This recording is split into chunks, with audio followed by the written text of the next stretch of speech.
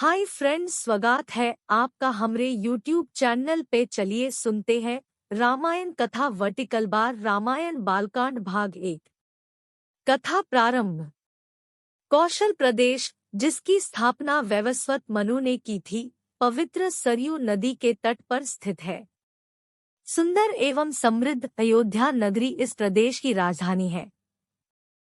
वैवस्वत मनु के वंश में अनेक शूरवीर, पराक्रमी, प्रतिभाशाली तथा यशस्वी राजा हुए, जिनमें से राजा दशरथ भी एक थे। राजा दशरथ वेदों के मर्मज्ञ, धर्मप्राण, दयालु, रणकुशल और प्रजापालक थे। उनके राज्य में प्रजा कष्टरहित, सत्यनिष्ठ एवं ईश्वर भक्त थी। उनके राज्य में किसी का किसी के भी प्रति द्वेष भाव का सर्वथा अभाव था। एक दिन दर्पण में अपने कृष्णवर्ण केशों के मध्य एक श्वेत रंग के केश को देखकर महाराज दशरथ विचार करने लगे कि अब मेरे यौवन के दिनों का अंत निकट है और अब तक मैं निःसंतान हूँ। मेरा वंश आगे कैसे बढ़ेगा तथा किसी उत्तराधिकारी के अभाव में राज्य का क्या होगा। इस प्रकार विचार करके उन्होंने पुत्र प्राप्ति हेतु पुत्रेष्ठि यज्ञ करने का संकल्प किया। अपने कुलगुरु वशिष्ठ जी को बुलाकर उन्होंने अपना मंतव्य बताया तथा यज्ञ के लिए उचित विधान बताने की प्रार्थना की। उनके विचारों को उचित तथा युक्तियुक्त जानकर गुरु वशिष्ठ जी बोले, हे राजन, पुत्रेष्ठि यज्ञ करने से अवश्य ही आपकी मनोकामना पूर्ण होगी, ऐसा मेरा विश्वास है। अतः आप शीघ्रातिशीघ्र अश्वमेध यज्ञ करने तथा इसके लिए एक सुंदर श्यामकर्ण अश्व छोड़ने की व्यवस्था करें। गुरु वशिष्ठ की मंत्रणा के अनुसार शीघ्र ही महाराज दशरथ ने सरयू नदी के उत्तरी तट पर सुसज्जित एवं अत्यंत मनोरम यज्ञशाला का निर्माण करवाया तथा मंत्रियों और सेवकों को सारी व्यवस्था करने की आज्ञा देकर महाराज दशरथ ने रनिवास में जाकर अपनी तीनों रानियों कौशल्या, कैकेयी और सुमित्रा को यह शुभ समाचार सुनाया। महाराज के वचनों को सुनकर सभी रानियां प्रसन्न हो गई। चलिए जानते हैं राम का जन्म कैसे हुआ। मंत्रीगणों तथा सेवकों ने महाराज की आज्ञानुसार श्यामकर्ण घोड़ा चतुरंगिनी सेना के साथ छुड़वा दिया। महाराज दशरथ ने देश देशांतर के मनस्वी, तपस्वी, विद्वान ऋषिमुनियों तथा वेदविज्ञ प्रकांड पंडितों को यज्ञ संपन्न कराने के लिए बुलावा भेज दिया। निश्चित समय आने पर समस्त अभ्यागतों के साथ महाराज दशरथ अपने गुरु वशिष्ठ जी तथा अपने परम मित्र अंग देश के अधिपति लोभपात के जामाता रिंग ऋषि को लेकर यज्ञ मंडप में पधारे। इस प्रकार महान यज्ञ का विधिवत शुभारंभ किया गया। संपूर्ण वातावरण वेदों की ऋचाओं के उच्च स्वर में पाठ से गूंजने तथा समिधा की सुगंध से महकने लगा।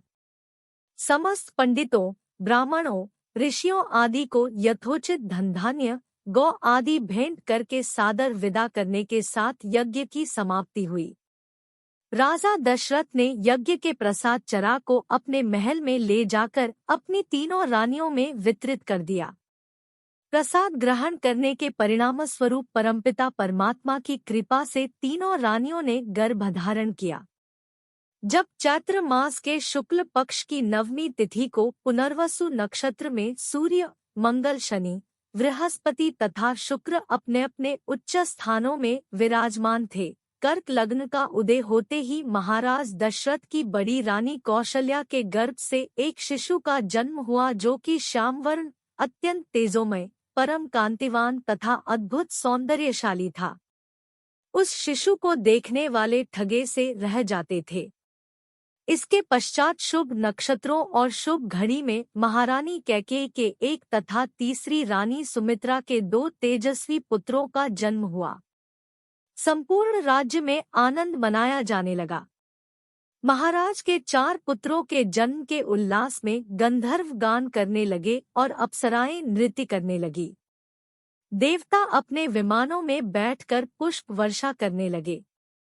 महाराज ने उन्मुक्त हस्त से राजद्वार पर आए हुए भाट, चारण तथा आशीर्वाद देने वाले ब्राह्मणों और याचकों को दान दक्षिणा दी। पुरस्कार में प्रजाजनों को धनधान्य तथा दरबारियों को रत्न, आभूषण तथा उपाधियां प्रदान किया गया।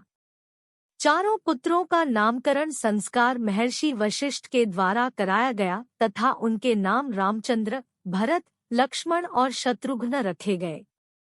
आयु बढ़ने के साथ ही साथ रामचंद्र गुणों में भी अपने भाइयों से आगे बढ़ने तथा प्रजा में अत्यंत लोकप्रिय होने लगे। उनमें अत्यंत विलक्षण प्रतिभा थी, जिसके परिणामस्वरूप अल्पकाल में ही वे समस्त विषयों में पारंगत हो गए। उन्हें सभी प्रकार के अस्त्र शस्त्रों को चलाने तथा हाथी, घोड़े एवं सभी प्रकार के वाहनों की सवारी में उन्हें असाधारण निपुणता प्राप्त हो गई। वे निरंतर माता पिता और गुरुजनों की सेवा में लगे रहते थे।